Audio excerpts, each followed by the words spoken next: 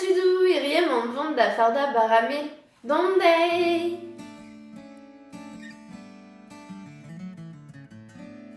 Red e vo deoc'h kaou, 200 gram hag an torkan bleud segal, 200 gram hag an torkan mel, 150 ml a triugen dour, 10 gram spisou baramel, ul loyad vin bicarbonate bouet, hag ugen tro milin bepr.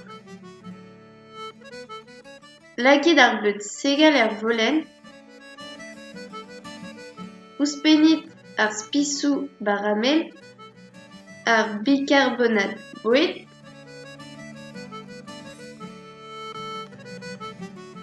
hag ar pepr.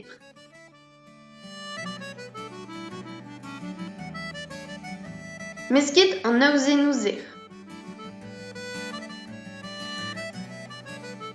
Grit an peñs bleud a skuilhet an dour. Kroget da veska gant ar spanel. Ouzhpenit ar mel,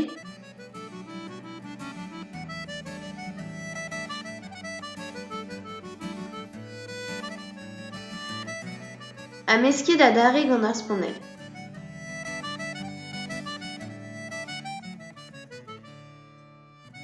Evit echui, meskit ar priantad gant ar baser.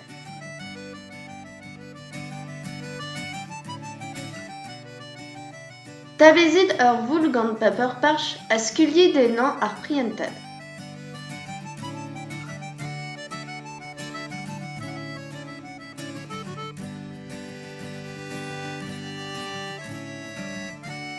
Troret an tammoù paper parch ere.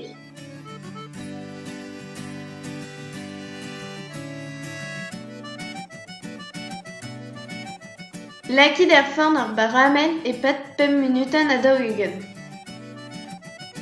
Prest eo, kalon digor!